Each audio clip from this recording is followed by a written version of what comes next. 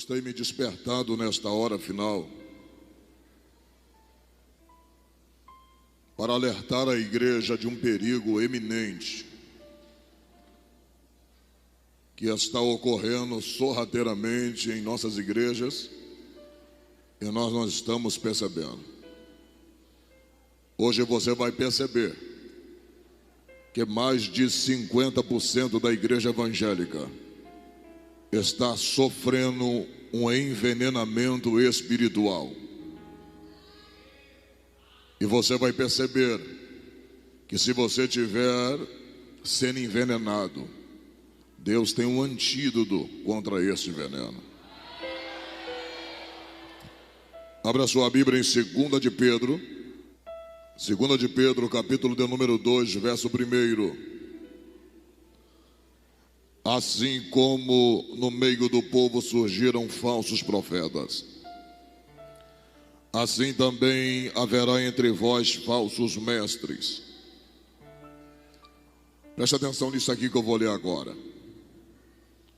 Os quais introduzirão dissimuladamente heresias destruidoras, ao ponto de renegarem o soberano Senhor que os resgatou, trazendo sobre si mesmo repentina destruição. Agora, o que mais me apavora é o verso 2. E muitos seguirão as suas práticas libertinas, e por causa deles será infamado o caminho da verdade. Vê se essa realidade está de pé. Verso 3. E também movidos por avareza farão comércio de vós com palavras fictícias. Para eles o juízo lavrado de longo tempo não tarda, e a sua destruição não dorme. Olha para o teu irmão e diga: envenenamento espiritual. Cadê o antídoto? Há mais de 2000 anos atrás, João já escrevia na sua epístola: filhinhos, é já a última hora. Se há 2000 anos atrás João já entendia que a última hora era chegada, imagine 2018 anos depois, como o tempo se afunila, como estamos vivenciando como nunca esta última hora. Estamos sendo envenenados e não estamos percebendo nesta hora final como a igreja de Jesus está sendo totalmente envenenada. Mais de 50% da igreja brasileira está totalmente envenenada por um evangelho que tem aparência de evangelho, mas não é evangelho. Um evangelho que é pregado em que ao ouvir não se tem vontade de ir para o céu. Um evangelho em que se é defragado de cima do altar. De quem ouve este evangelho não sente vontade de ser arrebatado, mas pelo contrário, sente vontade de ser empresário, sente vontade de ganhar as maiores bênçãos de Deus nessa terra. Nunca a igreja sofreu um envenenamento espiritual tão grande como agora. E sabe quem é que vai envenenar a igreja, segundo diz a Bíblia? São as pessoas carregadas de títulos. Quero que fique bem claro nesse sermão. Não estou generalizando, mas observe. Assim como Deus levantava um homem como Moisés para guiar dos 2 milhões de pessoas, observe o que um homem pode fazer por uma nação.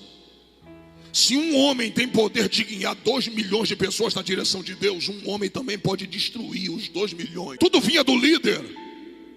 O que Moisés fazia, a nação acatava, porque sabia que da boca dele saía a direção de Deus. Pedro vai dizer agora nesse texto aqui, que homens vão subir em cima desse altar nessa hora final e vão defragar, olha para mim, vão defragar heresias secretas de cima do altar e vão supostamente alimentar a igreja, mas eles não estão alimentando a igreja, eles estão envenenando a igreja. Agora olha para o trovão. Sabe qual é a maior preocupação do texto? É que a Bíblia diz assim: e a heresia será introduzida secretamente. Isto quer dizer que não vai ser algo a olho nu, vai ser algo que vai vir com aparência de verdade. A aparência de verdade, mas o fundo da verdade é mentiroso, é destruidor. Olha, eu vou falar, Jesus. Você não está percebendo que esse evangelho não faz de Deus Senhor e sim garçom? Vou repetir. Você não está vendo que esse falso evangelho não faz de Deus Senhor e sim garçom da igreja? Porque em muitos lugares aonde eu tenho visto, Deus não é mais Senhor da igreja, entre aspas, Deus é garçom dela. Porque Deus hoje, Ele é porta de emprego, Deus hoje é firma aberta, Deus hoje é indústria, Deus hoje é fábrica. Porque hoje Deus dá emprego, hoje Deus dá tanta coisa, hoje Deus dá carro, Deus me deu carro, Deus me deu casa. Mas essa não é a prioridade do evangelho. O evangelho não é mostrar a terra, o evangelho é mostrar o céu. Hoje Jesus não é mais Senhor de muitas igrejas. Jesus é garçom delas. Pede, determina. Se Ele não te dá, eu como a Bíblia, eu rasgo a Bíblia. Aí eu entro igual Delino Marçal. Se Deus fizer, Ele é Deus. Se não fizer, Ele também é Deus. Se a porta se abrir, Ele é Deus. Mas se fechar, continua sendo Deus. Eu não adoro pelo que Ele faz, eu adoro pelo que Ele é. E o que mais me entristece é saber que esses líderes não vão para o inferno sozinhos. E muitos os seguirão. Já tem líder na televisão abrindo a boca e diz: eu bebo cerveja. Já tem outros dizendo: eu aceito o aborto. Você não está percebendo que o evangelho de hoje, você está vendo alguma imagem aqui? Você está vendo algum ponto de fé aqui? Você não está vendo o que estão fazendo com o evangelho? O evangelho já não é mais Hebreus 11, filha. Porque Hebreus 11 diz: a fé é o firme fundamento das coisas que não se vê e a prova daquilo que eu espero. Hoje, para fazer você crer, precisa-se de um ponto de fé, precisa-se de uma cruz, precisa-se de um boneco, precisa de uma ornamentação. Não, o evangelho verdadeiro não precisa. Olha para mim, eu vou te mostrar o que está acontecendo hoje. Paulo é o pregador dos gentios. Gálatas capítulo 1. Paulo é o pregador dos gentios. Vai aonde ninguém quer ir. Paulo, com todo esforço e esmero, estabelece a igreja na Galácia. Ganha gentios, gregos, ganha todos, judeus. Paulo fortalece eles na fé. E sabe o que Paulo vai fazer? Paulo vai dizer para eles que a salvação não é pelas obras, a salvação é pela fé, é pela graça que Cristo dispensou a nós. Paulo disse: agora a circuncisão não é mais cortar o prepúcio, a circuncisão agora já não é mais material, a circuncisão agora é espiritual, é no coração de vocês. Paulo vai pregando o evangelho desprovido do ritualismo da lei. Paulo estabelece o evangelho no coração dos crentes da Galácia. Quando Paulo entende que a igreja está firmada, sabe o que Paulo faz? Paulo entende que a missão acaba e Paulo vai embora para continuar a obra missionária. Quando Paulo sai da Galácia, quem é que entra para destruir tudo que Paulo ensinou? Os líderes da época. Os líderes dizem: se vocês quiserem ser salvos, é necessária a graça, mas vocês têm que cortar o prepúcio. Vocês têm que obedecer à graça. Vocês têm que ser salvos pela graça, sim, mas vocês também têm que observar a lei, observar o sábado. Olha para mim, tudo que Paulo construiu, os líderes que chegou depois de Paulo desconstruíram tudo. Vê se não é isso que está acontecendo, irmão. Eu sou da época da Assembleia de Deus, aquela época que a gente era inculto, que não podia nem a irmã ir de bicicleta para a igreja porque era pecado, lembra? Aonde ver televisão era um dos maiores pecados que existia, dava disciplina e até exclusão. Aonde os pregadores e pastores da época diziam Jesus, Jesus, mas eram homens de oração. Homens que quando botava a boca no pó, o céu se abria junto com a boca deles. Homens que quando abria a boca no altar, o céu se abria junto com a boca dele, com a boca dela. Não se tinha um jovem dentro da mocidade que não era batizado com o Espírito Santo. As pessoas eram cheias do Espírito Santo. Não tinha tantos teólogos como tem hoje, mas ainda existia o levanta e anda, porque a igreja orava mais, a igreja buscava mais, a igreja se consagrava mais. Não estou pregando saudosismo, mas nessa introdução, as pessoas tinham medo de entrar em pecado na igreja, porque a irmãzinha da mesa de oração, Deus já botava no olho dela e na testa do pecador como ele estava. E as pessoas tinham temor de entrar na casa de Deus. Olha para mim, uma geração que pregava Jesus. Olha para cá, vou te falar algo aqui que vai te alarmar. Daquela geração antiga, quem não morreu está firme até hoje. Vou repetir, quem não morreu está firme até hoje. Agora fala para mim, aquele evangelho, quem é que se desviava? As pessoas não tinham prazer de se desviar. As pessoas permaneciam até o final.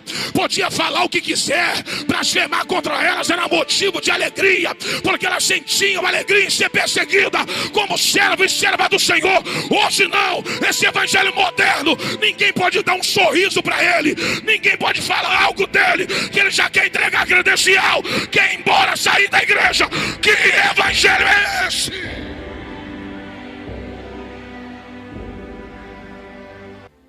Que evangelho é esse que não gera vasos?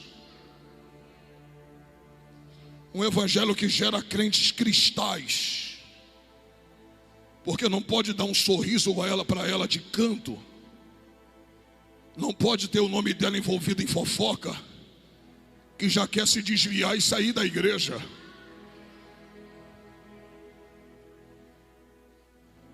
Que evangelho é esse que a gente larga Jesus por qualquer coisa? Sabe o que é isso?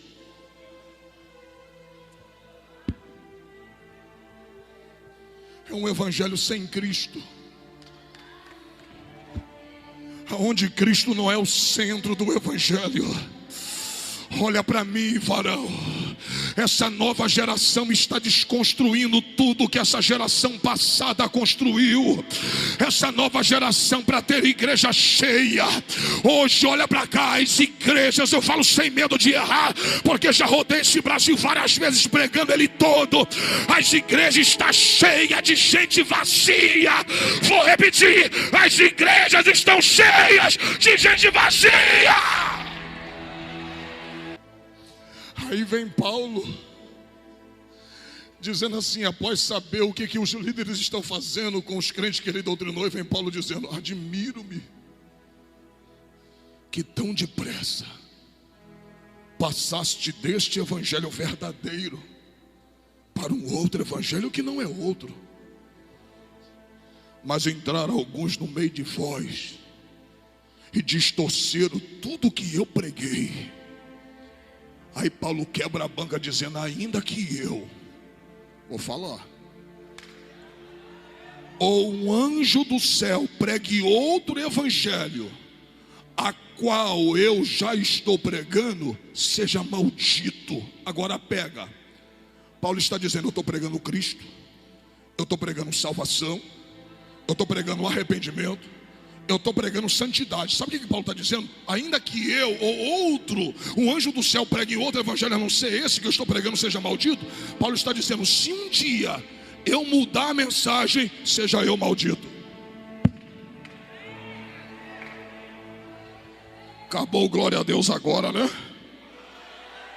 Ô varão, não abre mão da palavra por causa de A e B, não. Não abre mão do evangelho puro por causa de igreja que você vai pregar, não. Prega a salvação, prega a palavra. Para de pregar para agradar a A e B. Prega que Jesus salva, prega que Jesus liberta, prega que Ele vai levar o homem para morar no céu. Vou fazer uma pergunta para você: você conhece algum maldito?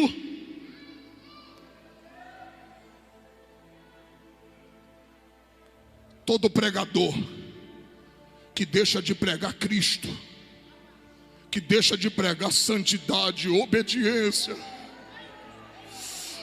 oh glória, arrependimento de pecado, porque isso é o que a Bíblia manda eu pregar. Todo aquele que muda a mensagem passa de bênção para maldição. Oh glória, Deus está mandando eu dizer para alguém aqui: não muda, permanece fiel, rapaz, não muda, Deus te honrará. Oh glória, cadê você, profeta? Cadê você, varoa? Cadê você, profeta? O que eu vou falar aqui, não ri não, tem que chorar. Também não estou generalizando o que eu vou falar aqui agora. Não generalize a minha fala. Não estou dizendo que todo pastor é assim. Mas pega os pastores da antiga, reunia todos os obreiros e perguntava assim, na reunião trimestral: quantos foram batizados? Quantos desceram as águas esse ano? Quantos foram batizados no Espírito Santo? Quantos se membraram? Não era assim? E hoje, como é que é a reunião? Quanto entrou de dízimo na congregação? Quanto entrou de oferta na sua igreja? Hoje você não vale por quantas almas que você ganha. Você vale por quanto você arrecada. Mas é o que a Bíblia está me ensinando. Eles farão de mim, de você, comércio deles. Eu preguei e alguém achou ruim, mas é verdade. A maioria dos pastores não é mais pastor, é empresário. Igreja não é mais igreja, é empresa. Ovelha não é mais ovelha, é negócio. Eu ainda creio que o dirigente da congregação não vai ser mandado embora para uma outra congregação porque não entrou muito dinheiro no final do mês. Eu ainda creio que na nossa igreja ainda, Deus ainda salva o traficante que não pode dar dízimo. Deus salva o mendigo que não pode dar dízimo. Porque a falsa igreja só quer gente sarada, mas a igreja verdadeira não deixa o pecador vir até ela. A igreja vai até o pecador para trazer a libertação na vida dele. Oh, glória. Cadê aquela rajada de língua estranha? Ainda tem na sua boca? Cadê os crentes batizados no Espírito Santo aí? Abre a boca, profeta. Abre a boca, varoa.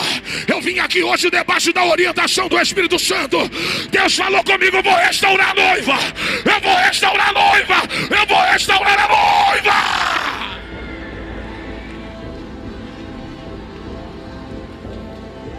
Olha para mim. Eu estava orando esses dias, varoa. Vou falar do jeito que eu vi. Não foi visão. Não vou inventar e não preciso disso. E não faço isso. Acabei de orar, fui dormir. Deus me deu um sonho, Vanilda. Eu estava pregando numa santa ceia. A igreja lotada. E quando eu olhei para a nave da igreja assim, ó. Tá vendo essas quatro pessoas que tinha aqui? A cada 4 pessoas no banco tinha uma criança. E aquilo foi incrível, o banco cabia 8. E a cada 8 pessoas tinha 2 crianças no meio. Isso em toda a igreja. Aí eu olhei para o altar. Quando eu olhei para o altar, tinha um obreiro, uma criança. Um obreiro, uma criança. Um obreiro, uma criança. Aí eu acordei. Quando acordei eu fui orar. Eu falei, Deus, o que significa esse sonho? Deus falou, sabe o que significa criança no meio do meu povo? Eu disse, não. Ele disse, pureza. Eu falei, por que tu me mostrou criança embaixo e em cima no altar? Deus disse, porque nessa hora final eu vou restaurar a pureza de baixo e vou restaurar a pureza em cima. Oh, glória! Oh, glória! Você não entendeu, por isso não deu glória. Deus está mandando eu dizer, vai soprar o vento e eu vou balançar a árvore do evangelho. Quem está podre vai cair, porque novos frutos vão brotar. Tem igreja permitindo o que a Bíblia nunca permitiu. Leve isso aqui para casa. Entre o que o teu líder fala e a Bíblia ensina, se o ensinamento dele não estiver de acordo com a Bíblia, esquece o que ele falou e fica com a palavra de Deus. No Gideões 2017, você não viu aquela profecia que Deus me deu? Que eu, antes de subir naquele altar no hotel, Deus falou comigo que Ele ia abater os artistas, ia remover o palco, ia restaurar o altar e levantar os profetas. Eu tenho moral para falar porque eu não sou um anônimo. Deus me colocou nessa nação. Se eu fosse um anônimo falando, talvez eu não teria crédito. Mas se você não tem voz para falar, eu tenho voz para falar por você. Artista quer aplauso. Profeta, artista, a honra é dele. Crente, a honra é de Deus. Oh, glória, aleluia. Olha para cá, reverendo. Quando a Bíblia diz assim, isso não era Vanilda. Quando Pedro disse, assim como também houve no passado falsos profetas, assim também haverá no vosso meio falsos mestres. Agora pega, alguém nasce falso? Sim ou não? Alguém nasce falso? Todo mundo nasce verdadeiro, até que me prova o contrário. Mas pode se tornar falso ao transcorrer da caminhada. Sabe quem era o profeta? Era aquele que levava Deus até as pessoas. Sabe quem era o sacerdote? Era o que levava pessoas até a Deus. Eita Deus, você não entendeu? O sacerdote anda com homens, o profeta anda com Deus. Se tu não der glória, eu vou parar. Sacerdote andava com homens, mas o profeta andava com Deus. A Bíblia diz, olha para cá, a Bíblia diz que Josafá vai fazer um acordo com o pior rei que existia. O pior rei que Israel já teve, Acabe. A Bíblia diz em 2 de Crônicas 19 que Acabe vai fazer uma aliança. Josafá vai fazer uma aliança com Acabe para lutar junto contra os amonitas, os moabitas e os da montanha de Seir. Aí a Bíblia diz agora que daqui a pouco Acabe junta 400 profetas. Quantos profetas? Quantos profetas? E diz, eu quero consultar a palavra do Senhor através de vós. Se eu for a Ramó de Gileade, Deus é comigo? Olha para mim, isso é Bíblia. 400 profetas de forma uníssona abriram a boca e disse, vai a Ramó de Gileade, que o Senhor Deus é contigo. Aí Josafá abriu a boca e disse assim, vem cá, existe mais alguém pela qual eu posso consultar a palavra do Senhor? Naquele momento, Deus abriu a boca e disse assim: quem foi que falou para Acabe que ele vai a Ramó de Gileade e eu serei com ele? Está na Bíblia, não é o trovão. A Bíblia diz que na mesma hora apresentou um espírito de mentira diante de Deus e disse: eu falei na boca de todos eles. Olha o que Deus falou comigo em oração. Sabe qual era o nome que eles estavam usando, meu servo? Eu disse: qual? O meu. Mas sabe de quem era a mensagem? Do diabo. Aí Deus falou comigo na oração: tem gente com meu nome na boca, mas com a mensagem de Lúcifer no coração. Fala para mim. Aquilo que não é verdadeiro, que é ensinado, é de quem? Quem é o pai da mentira? Tem gente usando o nome de Deus no altar. O nome é de Deus, mas a mensagem é de Lúcifer. Tem gente usando o nome de Deus, mas a mensagem do diabo está envenenando a igreja. Esse tipo de mensagem, olha para mim, esse tipo de mensagem agora já não pode mais falar em línguas estranhas, já estão abafando as profecias.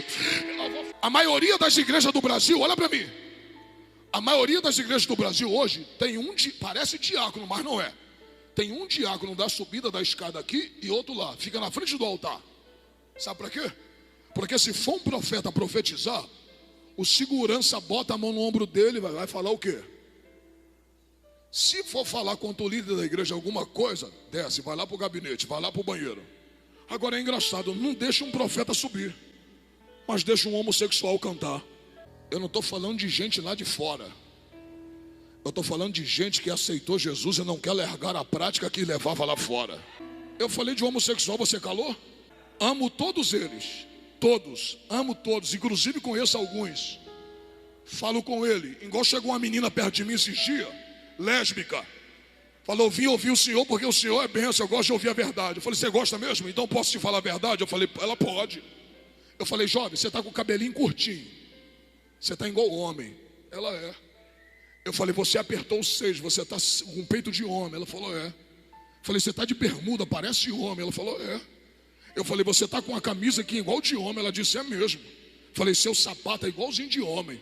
Eu falei: inclusive você pode ir lá no cartório, tirar o seu nome e colocar o nome de Roberto. Você vai ganhar um nome de homem, mas no final do mês você menstrua. É Deus dizendo: você ainda é mulher. Aí um monte de gente que está me ouvindo aqui agora, primeiro eu quero dizer que eu amo eles. Só que eu sou igualzinho o que Deus sente.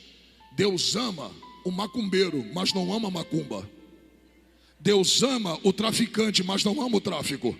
Deus ama o homossexual, mas não ama o homossexualismo.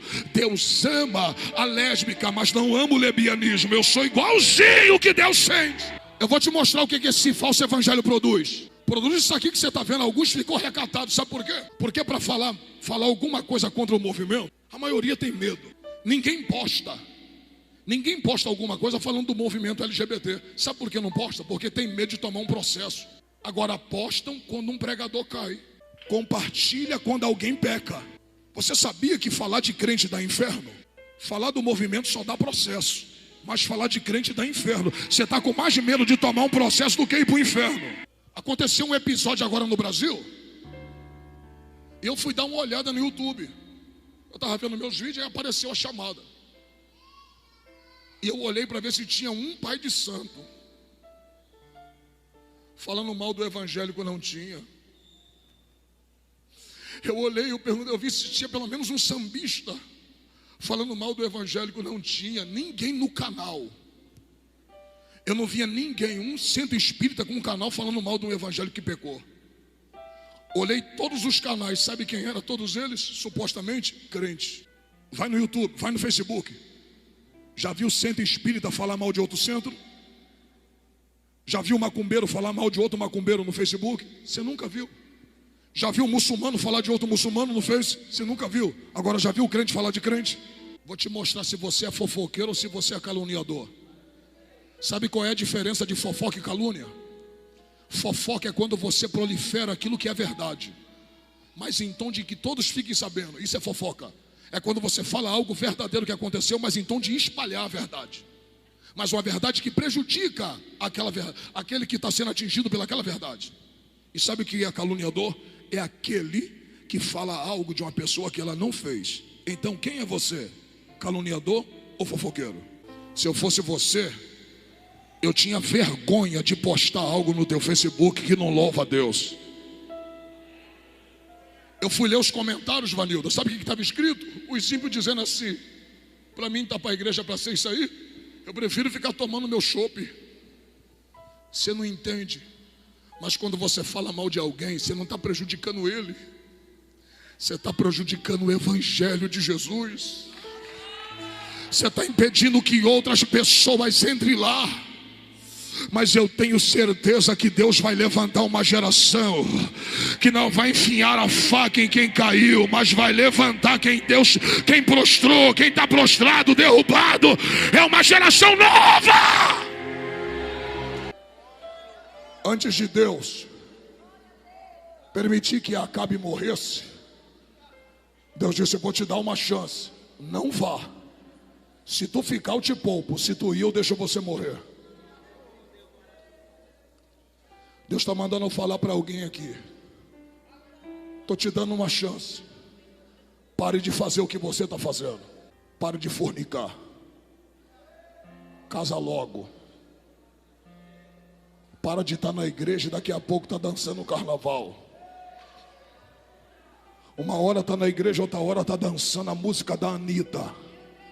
Uma hora está na igreja, outra hora está jogando na Mega Sena, jogo do bicho, telecena. Ou você é crente ou você não é. Eu estou profetizando aqui como homem de Deus. Deus não vai permitir, olha para mim. Deus não vai permitir que você seja produto de comércio de um falso líder. Mas Deus vai te honrar e você vai ser ovelha de um pastor. Oh glória! Oh glória! Oh glória! Mas tem pessoas aqui que entraram, que se afastaram por algum motivo. Quem te tirou da igreja? Você mesmo? Uma tristeza? Algo que alguém fez que lhe decepcionou? Nesses 20 anos que eu sirvo a Deus, sabe por que eu não me desviei? Eu coloquei um propósito no meu coração.